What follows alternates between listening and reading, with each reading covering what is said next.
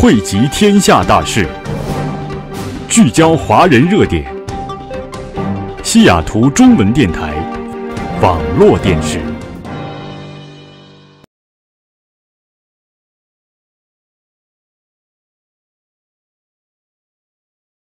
She worked closely with the brothers and is immensely grateful for the opportunities they provided her with and the skills they taught her.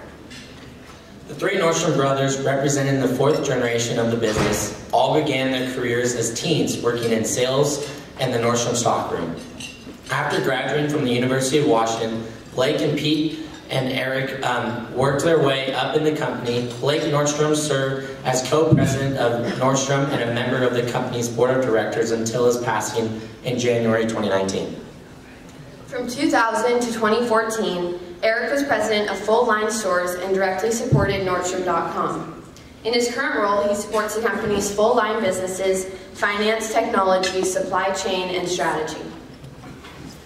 In 2000, Pete became the head of merchandising, which includes all planning and buying, and also currently supports store planning and the Nordstrom product group. Under their combined leadership, Nordstrom has increased the number of stores from 115 to over 370 during a challenging environment for retailers. The brothers took the company international in 2014, opening the first Nordstrom store in Canada, and they recently opened the first full-line Nordstrom in New York City. They have been active in the greater Seattle community, Blake and his wife Molly as leaders in United Way of King County, Pete and wife Brandy leading a major fundraiser for uncompensated care at Seattle Children's Hospital, and Eric and his wife Julie with support for UW Medicine. Please give Pete and Eric Nordstrom a warm welcome home. Back there as a record setter for strong basketball. That didn't quite happen. I spent a lot of my youth right here in this gym, and I think it was really a formative and positive experience for me. I remember the first time I came here, I was 8, and Coach Peppel, as those that know him, he had a way of getting kids started young. So I was 8, and he had a basketball clinic for kids 9 to 12. And my mom brought me here. I remember at the top of the steps, and Coach Peppel was there. And he looked, and she says, "Well, he's 8. Can you go?" And he goes, "He's tall enough, okay." And that was really a great beginning. A lot of the opportunities and learnings that I had, and really fun and meeting friends and all that, really came through playing basketball and sports. You know, I really had a very positive experience growing up in Mercer Island and going to school here. I'm often kind of surprised when I talk to people about high school and they talk about the angst of it all, and oh, it was so terrible and horrible in high school and growing up. I don't feel that way at all. I love going here. I thought it was fantastic. Made a lot of lifelong friends, had a lot of positive experiences, and really, you know, kind of shaped, I think, what we were able to achieve here going forward. You know, it was really a great positive community. I think there was a sense of kind of purpose and accomplishment and achievement that happened that pulled me through, and I certainly benefited from it. I was a guy that probably was more naturally inclined to choose the path of least resistance, but I got pulled through, and it helped me along the way. As I think about, you know, I talk about my academic achievement, I think the only A's I ever got here was in PE and teacher's aide and that kind of thing.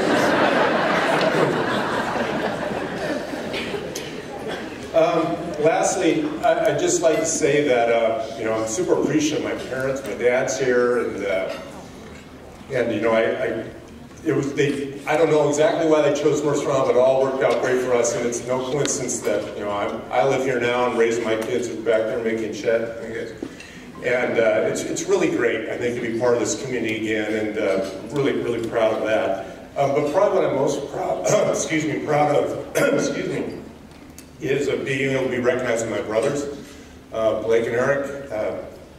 We've been closely linked for a long time, and certainly through work and all that. And particularly, you know, for Blake, who's not here, you know, I miss him a lot, and I can just tell you, I've got another distinct memory just walking down. As I remember the first day of high school as a sophomore, and you know, there's a lot of trepidation, nervousness, but I was immediately welcomed in by all his friends. He was 2 years older than me, and made me feel comfortable, and it was really basically the way that Blake interacted with me my whole life. He was always kind of looking out for me and taking care of me. And I think he created a nice glide path for me to have a good high school experience. So, again, thank you very much.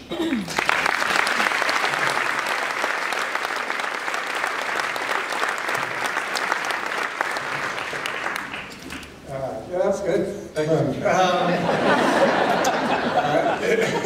It is a bit surreal to be in this building. As Pete mentioned, a lot of my youth spent in this building, and having my dad here, him in the stands, yelling at me to get back on defense. Hopefully he won't yell at me on this. You know, when I think about growing up in the island and going through the school system here, so much of it is about community and what goes with that. Being part of something that is bigger than yourself, being part of something that you learn a lot from, it provides a lot of support. And as thinking about it, it's really kind of a dominant theme through my life so far, and really starting I think starting with little dribblers here in this building and going through school here and growing up in the island, and starting in the shoe department, being part of the shoe team there, and all through our work lives. And as Pete mentioned, for the three of us, we've been linked since we were kids here running around, but especially the last 20 years or so, to work as a team is really, for me, where being part of something bigger than myself is where my learnings come from, and I think a lot of that has its roots here on Mercer Island. So thank you for this, and I would add, miss Blake a ton, and if he was here, I know he'd be super humbled and appreciative, and a bit aghast that somehow we followed a Pulitzer Prize winner.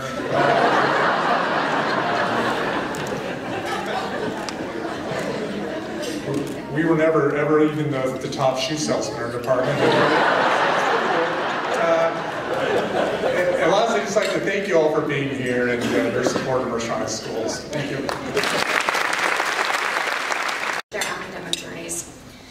The foundation wanted to know if a special teacher, class, or project in any way challenged their thinking or let them explore their passions and inspired them in an impactful way. The scholarship committee received many wonderful essays and met many remarkable students during the interview process. However, one young man stood out with a wonderful story that is waiting to be told. Congratulations, Eli. Prushnam. It is truly an honor to be one of your teachers and present you with the Mercer Island Schools Foundation $1,500 Impact Scholarship. Congratulations.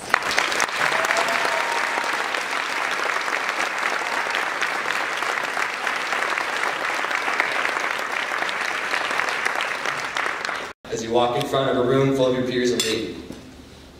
Through being a Bridges leader, I learned how to efficiently present and connect topics to fellow students, even when they did not want to be led.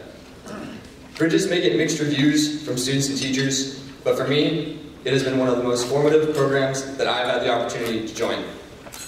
During my junior year, my English teacher at the time, Ms. McCon, who was also one of the directors of Bridges, needed students to volunteer to aid in revitalizing her program.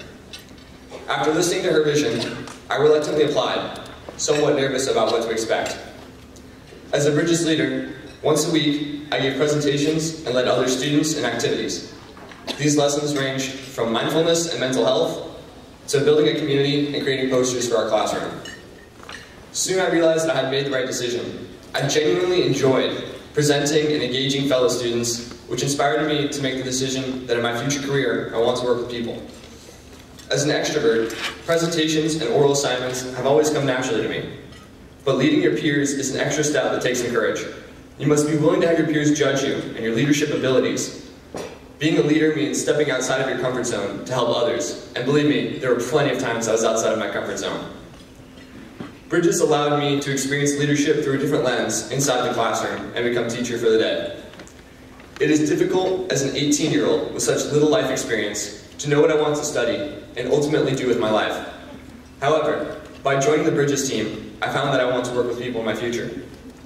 Being a student leader has given me the confidence to take on any project, big or small, the ability to communicate my ideas to the public, and has helped me build down my career path.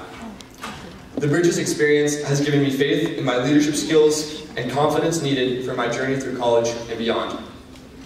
Lastly, I would like to thank the Schools Foundation and you, the donors, for this generous scholarship and for giving me the opportunity to speak in front of you today. Thank you. School District. One of my priorities as superintendent, or lead learner, as I like to call myself, one of my priorities is to enhance professional learning in our schools.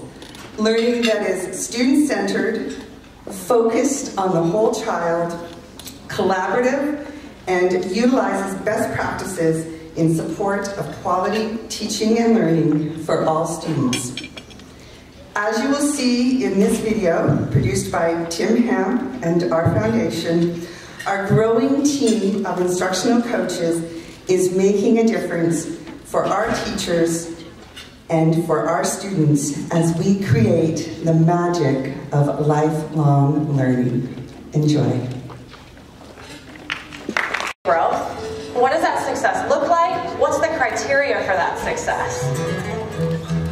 The whole vision and the why behind the teacher coaching program is it's about an investment in our incredible staff and helping them to gain the skills and to further develop their own professional learning so that they can ultimately benefit students. I think there's a misconception that coaching is fixing something that's broken, but that's not what it is at all. It's really someone to collaborate with teachers who are already great, and then they can kind of create their own magic. Well, to make it a little bit more difficult. The learning is a continuous process, and then it doesn't end, and it's not just one direction. It's not. People are going to call me crazy, but the memories I choose to talk about are bad memories. Ones that a lot of high schoolers can relate to. Picture this. It's the worst day ever. Your hair is a mess, people aren't treating you the way you feel you deserve, and you failed a test that you felt you were prepared for. Sounds terrible, right? Well, those memories are the ones that I remember fondly. I could have chosen from the ubiquitous happy memories that I have, which speak highly of the community here, but those did not make me the person I am today. Difficult and scary moments may seem like misfortune, but they are actually how we grow as people. Not only that, but they make all the brighter moments shine that much brighter. I'd like to take a moment to say one of my favorite quotes of all time. It's called the movie star speech. It goes like this: "You are the star of a movie. This is the part of the movie where you get your heart broken. Where the world tests you and people treat you like garbage. But it has to happen this way. Otherwise, at the end of the movie, when you get everything you want, it won't feel as rewarding." There are bad people out there, but in the end, they don't matter, because this movie's not about them. It's never been about them. All this time, this movie's been about you. That's a good quote, right? Can you guys believe it's from a cartoon about a talking horse? Alright, well, to reiterate, I remember this school fondly, as it did not let me avoid hardship, but taught me to overcome it. Thank you all again, and have a great rest of your morning.